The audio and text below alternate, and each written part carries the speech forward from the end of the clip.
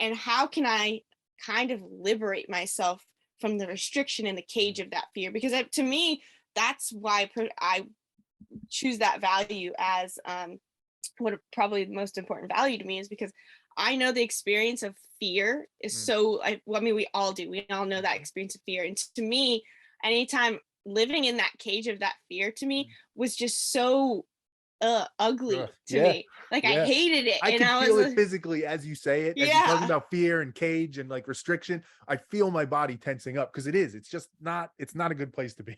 Yeah. And so, whether it's physical, whether it's oftentimes it's the ones that are deeply ingrained into our minds, like the ones I was talking about, where it's like Mhm, insecurity and fear of whatever, being unworthy, mhm, not good enough, unwanted. Those are the ones that typically are more all encompassing for us. And so personal power is just trying to become mindful of all the places in your life where that those deep rooted fears are coming up and they're bubbling to the surface, and trying to act from the value of, like, how can I take one step every day to overcome these very difficult beliefs and try to liberate myself from this fear and try to experience more a sense of liberation from mhm, that. mm. Yeah, as you say it, I can't help but think like we were talking about the ego before. The ego is in many ways, I think, trying to protect us. That's what the ego is there for, by and large. And it's almost like as you're explaining it, because you're right. It's not like destroying the ego. It's not eliminating. It's not that. It's almost like if you think of it through this, like where the ego sees it and is like, oh wow, like I don't have to step in here. This isn't a situation that's ripe with fear. I thought it was, but now I actually see that like the opportunities are huge. Like the benefit is so amazing to this. And it's almost like I think of the ego like sitting back, kind of just watching it, being like, awesome, like go ahead. And it ties to, I've heard you talk about this a lot, the flow state. In some ways, I think the flow state is maybe like a microcosm or the embodiment of that. Like when you're in that, the ego is literally just sitting to the side watching, like, this is great. Just go have at it and do what you do because I don't need to step in here. This is good. Is that like how does the flow state fit into this view? Because I've heard you talk about it a bunch and I think it's super interesting. Yeah, I mean, flow state, she's from like a neurochemical level. It's amazing how when you step into the unknown with full complete immersion in the thing that you're doing, so you're not distracted by whatever, you're getting a text or your to-do list that you have to do tomorrow, and you're immersed.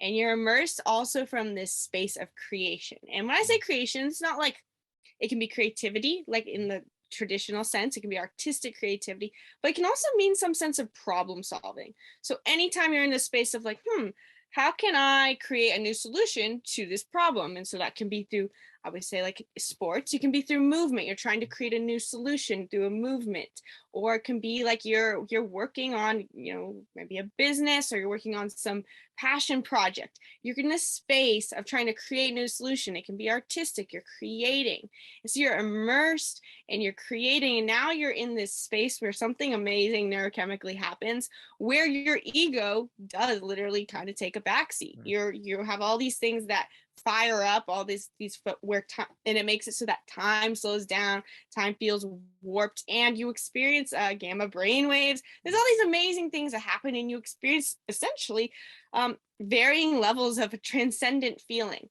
mm, um, so you have this high vibration running through you, and I always say though that, like, that flow state, if you can experience it in a hobby, in a passion project, in a sport, it's a really amazing thing, because it gives you a taste of, whoa, I can experience yeah, this crazy sense of connectedness and this interconnectedness. But then I believe that flow state carries over into your whole life. And so it doesn't have to stay in this. It inspires you to want to make this flow state kind of a lifestyle, a philosophy that you can live your life by. Um, because it's this balance of discipline and surrender. And I think really that's where personal power kind of lies in the middle of this. You got to do the work, mm, step into the unknown. It's kind of hard and you don't really want to do it. It's scary. But then if you just surrender into it, if you're like letting go and you're not pushing against the wall, like, I don't want it. mm, If you can like let go into it, then that's where you can like step through to the other side and experience that, those micro or macro states of interconnectedness, transcendence, and high vibration. And you can make that a practice in your entire life, and in all the other arenas of dealing with those inner beliefs that we talked about, those deep Yeah. rooted fears that we talked about.